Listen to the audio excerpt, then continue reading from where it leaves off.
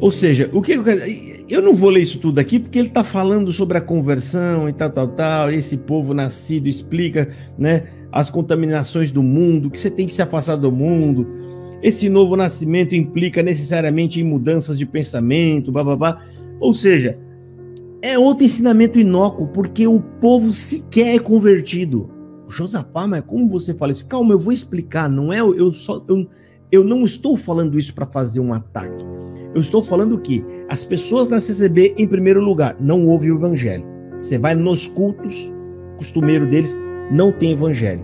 Logo, não tem como você se converter.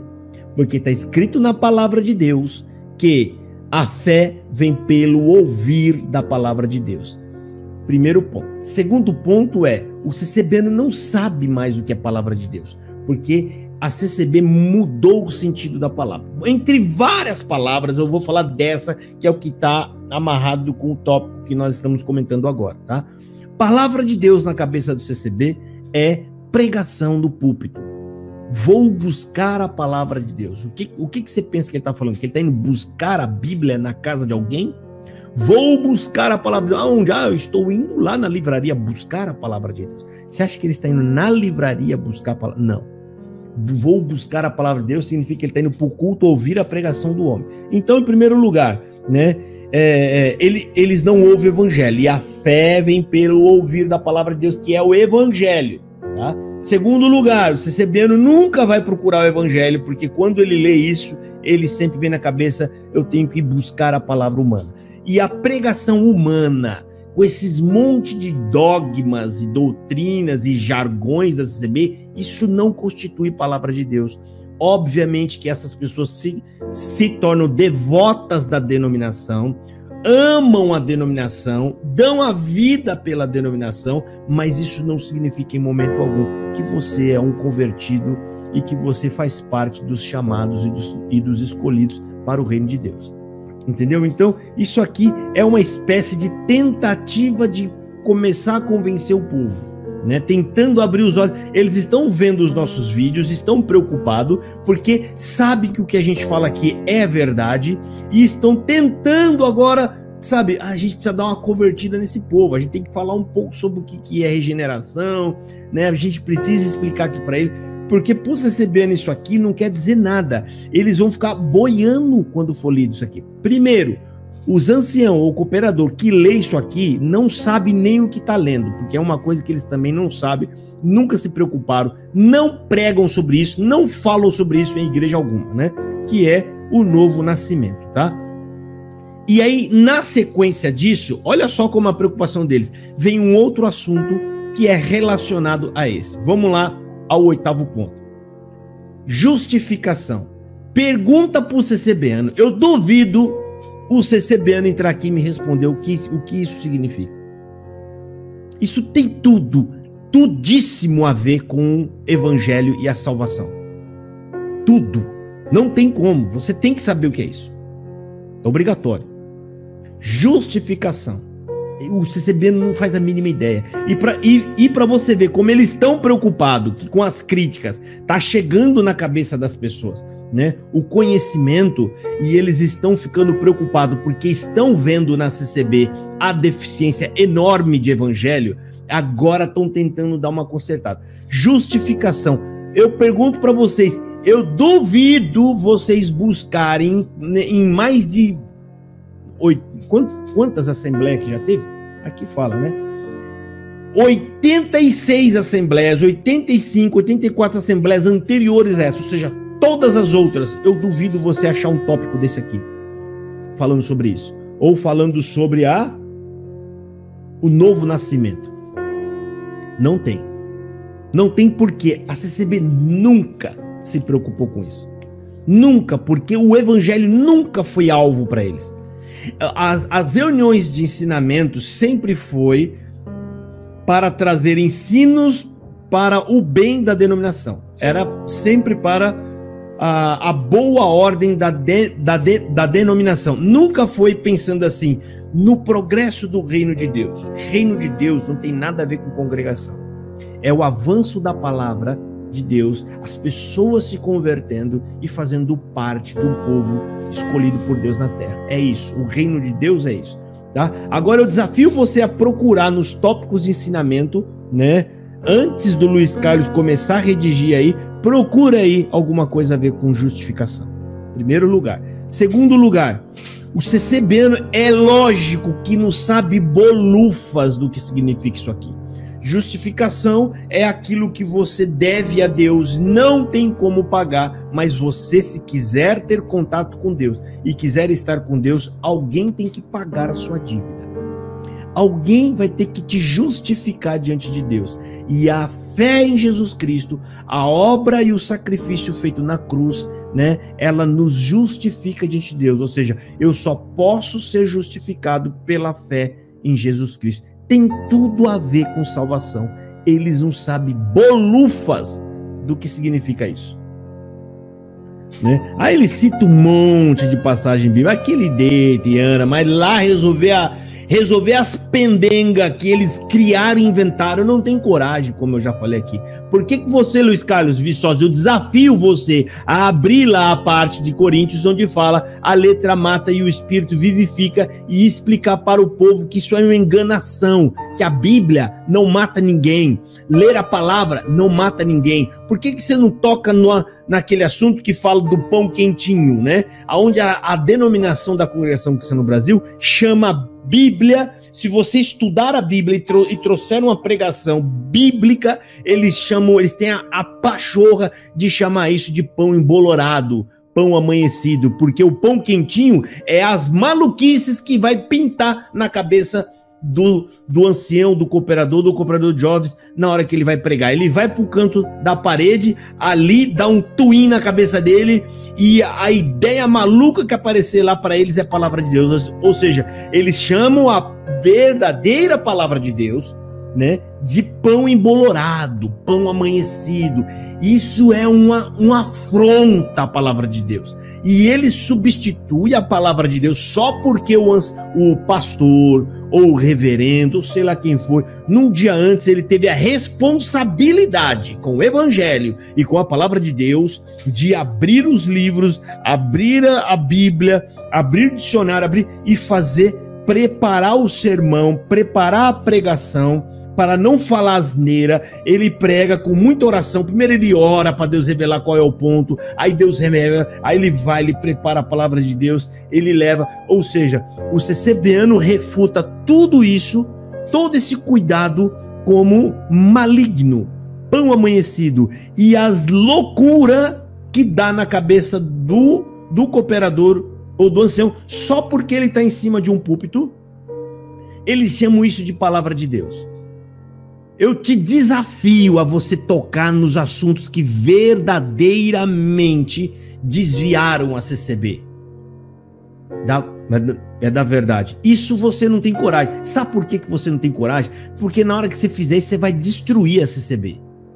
Porque a CCB, ela está apoiada nesses falsos ensinos. Se você tirar esses apoios, ela descamba. Você tem que renegar todos esses ensinos. Automaticamente, isso implica em renegar CCB. Que é o que a gente... Quando eu arranquei todos esses pilares de heresia, automaticamente eu também acabei saindo da CCB. Não tem como. Porque se você for tirar todos os pilares, você tira toda a CCB fora. Você tira tudo, né? Então vamos lá. 9. Vamos lá. Dons do Espírito Santo.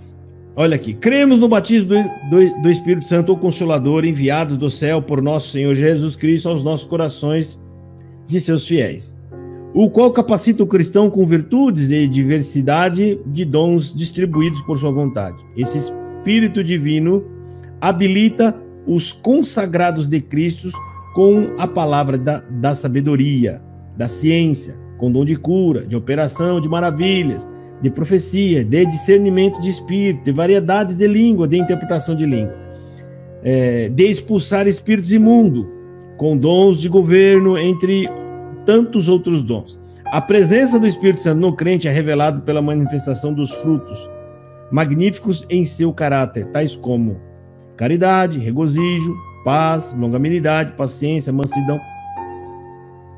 Ensinamento inócuo também. Que diferença faz isso para você saber disso ou não? Ou seja, você tem tanto problema grave e estrutural na igreja, ele está vindo falar aqui, ele deu só um parecer do que é Espírito Santo, os dons do Espírito Santo, é isso que ele falou aqui. Os dons do Espírito Santo, é isso aqui que ele está falando. Se não me falha a memória, eu tenho quase certeza, é 1 Coríntios, capítulo 12. Lá fala sobre as diversidades do dom do Espírito Santo. Se não me engano, lá cita 9 dons do Espírito Santo. Isso é o que ele está falando. Ele só falou isso, só falou que esses dons é assim, assado, é esse. Mas tocar em assuntos importantes ele não toca, né? Vou dar exemplo aqui.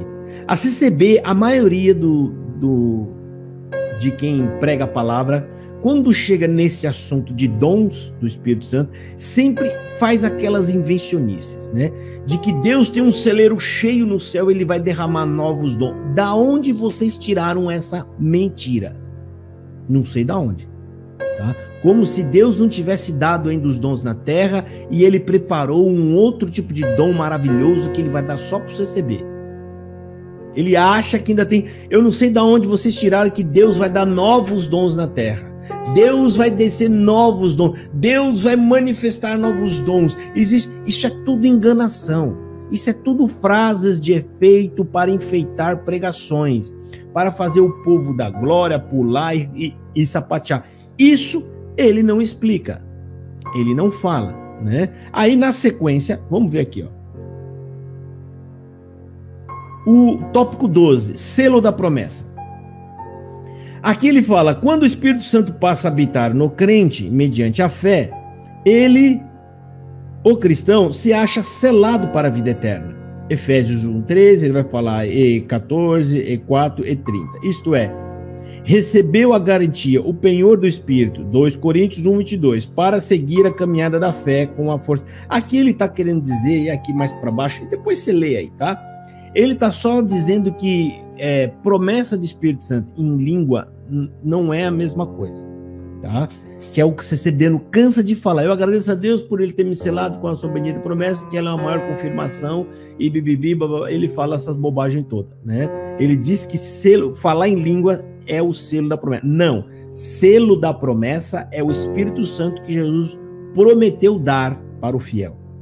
Então, todos que são genuinamente convertidos já têm o selo da promessa. Não importa se você fala língua ou não, entendeu? Falar em língua é uma das manifestações do Espírito, que é o que falou no tópico anterior. Várias manifestações de dons, mas o Espírito é o mesmo que opera todos eles. Entendeu, irmão? Então tem essa bobagem aqui, tá?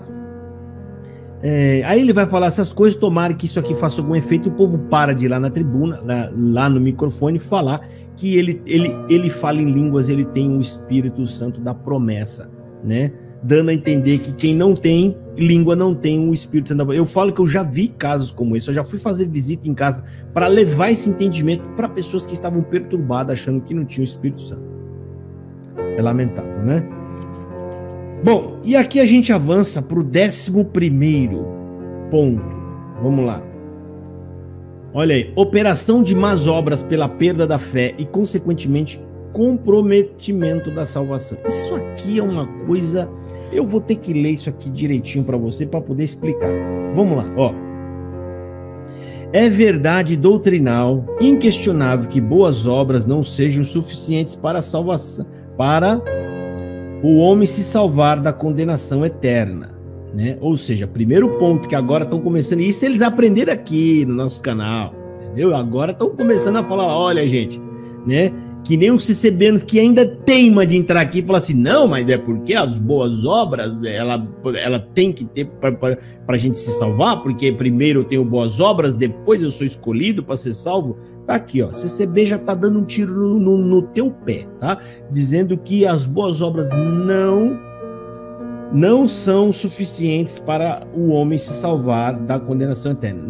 Na verdade, não é nem que não são suficientes, isso aqui nem deveria entrar. Ou seja, as boas obras não dão salvação a ninguém, somente a fé em Jesus Cristo. Primeiro ponto. Agora vem aqui, olha só. Todavia, é igualmente verdade que as más obras podem ser indícios da sua condenação. Quando examinamos essa questão mais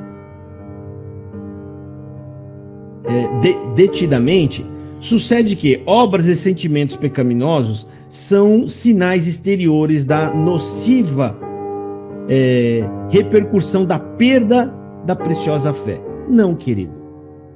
Olha só.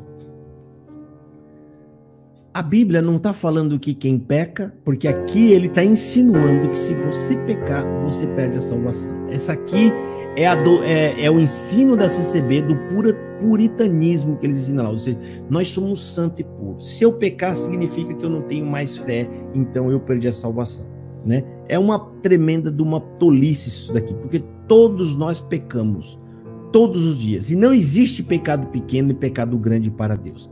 Tá? O que existe sim, o que faz o homem perder a salvação não é os pecados, mas é os pecados que ele comete mediante depois ele ter rejeitado Cristo. Ou seja, o camarada praticamente perde a fé, ele não quer mais saber de Cristo, ele não procura mais Cristo, ele não tem mais temor de Deus, e automaticamente isso vai produzir as más obras, diferentemente de um irmão que crê, teme, ama a Deus, mas como ele se encontra em um tabernáculo de carne, ele continua tendencioso e às vezes até escorrega e cai em pecados, tá? Isso não quer dizer que você perdeu a salvação.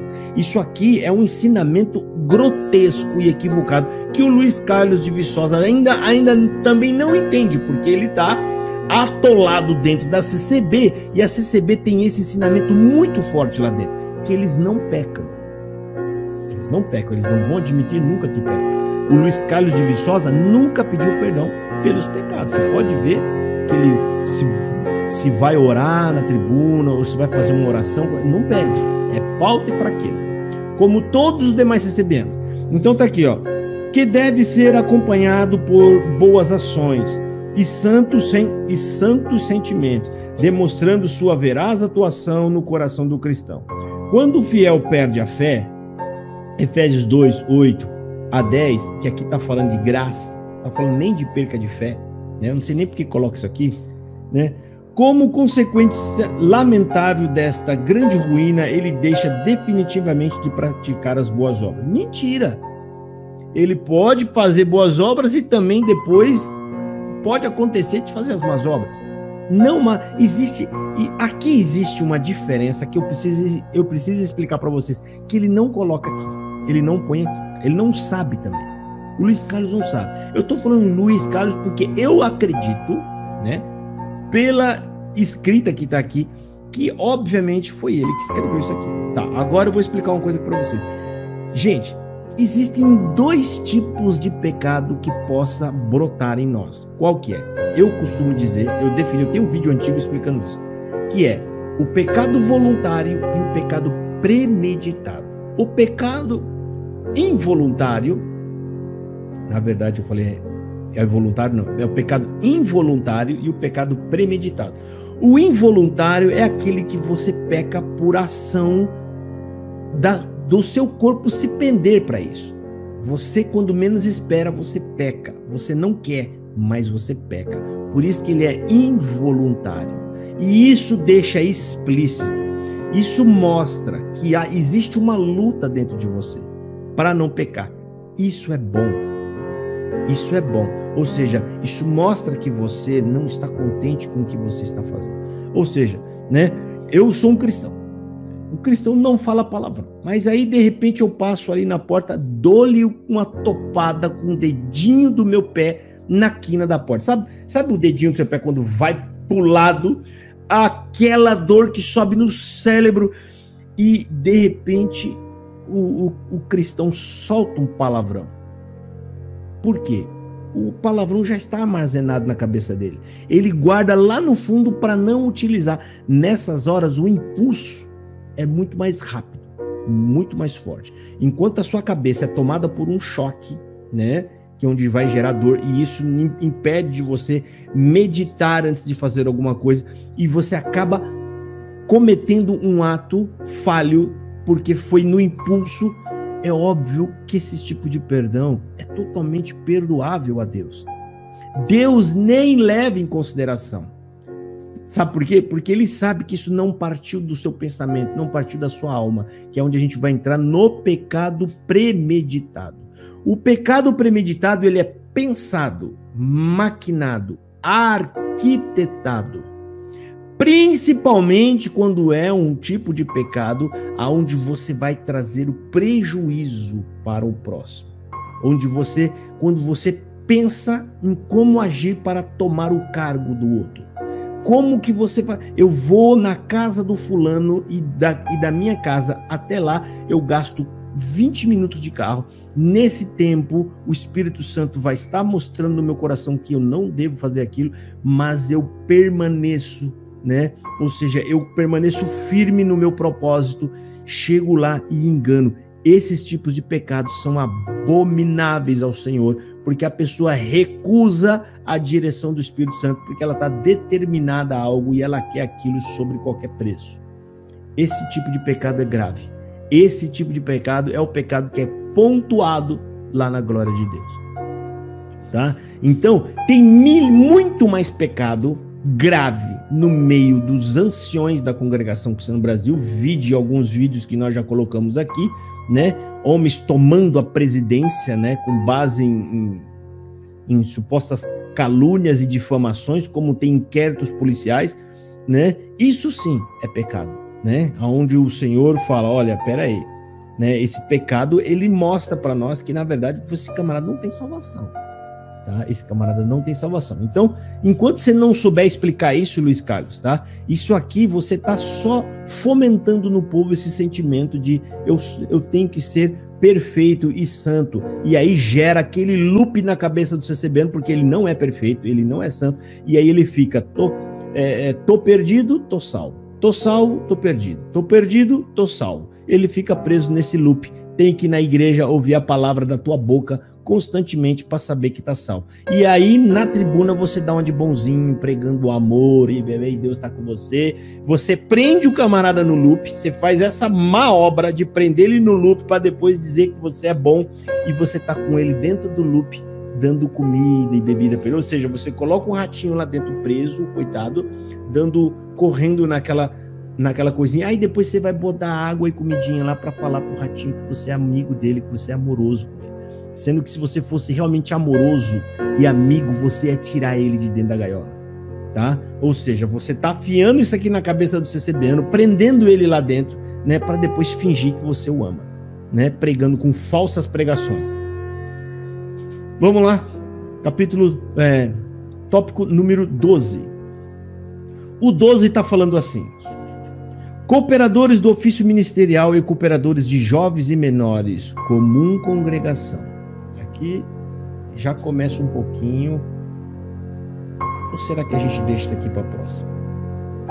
Vamos deixar isso aqui para a próxima? Vamos deixar isso aqui para o próximo vídeo, tá? Amanhã eu termino e a gente fala sobre o tópico 13, 12, 13, 14. E aí no outro vídeo eu vou falar sobre os tópicos para a obra da piedade. Tá bom? Deus abençoe a todos e fiquem na paz de nosso Senhor Jesus Cristo.